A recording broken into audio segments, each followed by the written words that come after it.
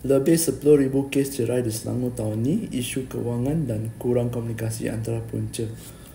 14 bulan Oktober 2025, ni di berita harian. Sejumlah 10,815 kes penceraian pasangan Islam direkodkan di Selangor dalam tempoh Januari hingga September tahun ini. Dengan faktor utama adalah isu kewangan dan masalah komunikasi. Ada suami melihat isteri kerja lalu mengambil mudah tanggungjawab pemberi nafkah. Akhirnya timbul rasa tak puas hati, ketegangan rumah tangga. Ada yang 2 atau 3 tahun berkahwin sudah bercerai dan ada juga yang hidup bersama lebih 30 tahun akhirnya berpisah. Namun purata umur pasangan yang bercerai sekitar 40 tahun. Tuan Muhammad Abdi berkata masalah komunikasi dan kekasaran dalam perhubungan turut menjadi penyumbang terutama apabila pasangan gagal berinteraksi secara sihat walaupun tinggal serumah. Ada yang tinggal serumah macam kawan saja atau tak kenal. Satu tinggal atas, satu lagi tinggal bawah. Suami tinggal atas, isteri tinggal bawah atau sebaliknya.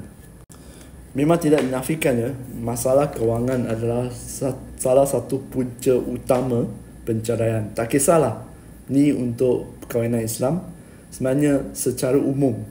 Tak kisah Islam bukan Islam, manusia. Okay?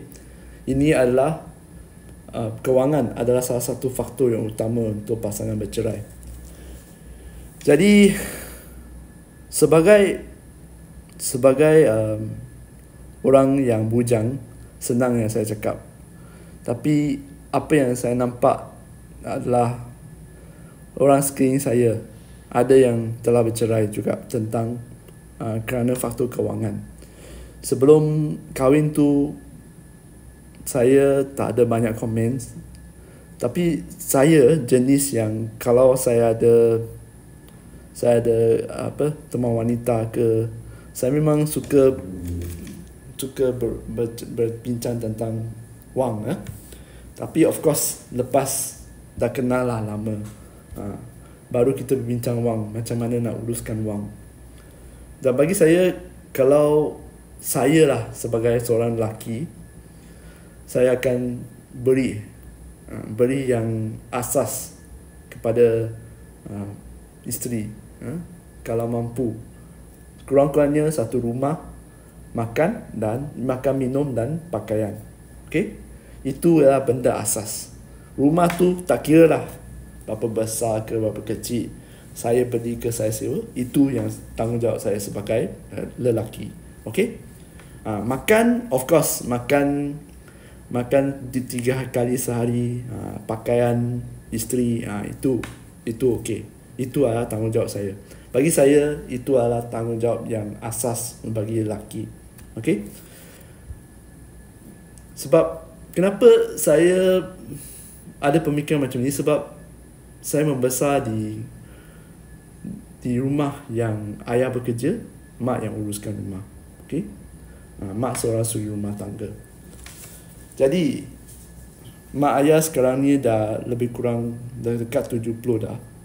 Dan saya rasa ramai juga yang keluar yang nampak dulu satu pendapatan seorang sahaja bekerja memang cukup. Okey? Ayah bekerja, mak uruskan rumah. Sebab pendapatan dulu memang besar. 50 sen dah boleh beli satu mangkuk ni. Sekarang ni 50 sen tak boleh beli apa-apa langsung. Okay? Saya ingat lagi masa saya pergi sekolah, bawa RM1.50 dah cukup. Makan di kantin waktu rehat dah cukup. Zaman dah berubah. Okay? Jadi saya pun sebenarnya faham apa yang digendong oleh masyarakat sekarang. Sekarang ni barang semua mahal. Okay? Tapi duit makin kecil, kuasa beli makin kurang. Sebab tu gaduh. Jadi sebelum buat keputusan yang nak suruh isteri berhenti bekerja ke, atau nak ada anak ke, perancangan seperti ini mesti ada lah, terutamanya bab kewangan.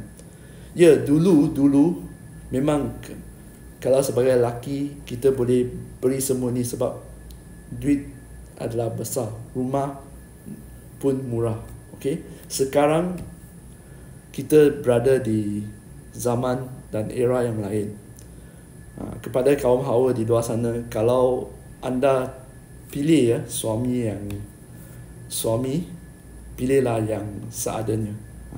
Pilihlah yang sekufu. Okey, bincanglah tentang kewangan. Kalau tak nak bincang tentang kewangan, tak tahu pun nanti suami you yang kahwinkan, anda kahwin, anda pun ambil hutang suami.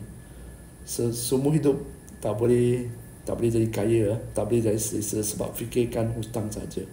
Bagi lelaki, sekarang ni kalau anda nak kahwin, pastikan anda sendiri stable dulu. Okey? Sebab tu apabila anda lihat di masyarakat Cina kan, rata-rata kami tak ada banyak anak, 1-2 anak saja. Sebab kami memang menekankan 1-2, kadang-kadang ada 3 lah. Yang 4 tu rare. Ada 4 tapi 3 lah biasanya lah dah banyak tu. Sebenarnya kami berbuat demikian kerana wang. Okey, biasanya mak ayah terus 2 orang kena bekerja. Kalau tak boleh tampung pendapatan. Perbelanjaan. Dan kami juga akan letakkan duit untuk anak-anak belajar. Okey, letak duit untuk anak belajar, buat penyimpanan, buat pelaburan. Tapi dua-dua orang bekerja dan dua-dua orang sudah bincang macam mana nak guna duit untuk perbelanjaan harian rumah. Meskipun tak ada anak, anda akan nampak perancangan ini dilakukan, terutamanya dalam masyarakat Cina. Okey, Cina yang ada. Kalau anda ada kawan yang pandai uruskan wang, terutamanya pasangan yang sudah kahwin, tolonglah bincang dengan mereka. Tanya mereka soalan sebelum anda sendiri nak kahwin. Masalah komunikasi tu jujurnya saya tidak ada cadangan, tapi dalam bab kewangan saya banyak dipengaruhi oleh rumah lah. Jadi saya pun nak stable juga sikit. Sebelum ada rezeki, kalau ada jodoh, kahwin lah.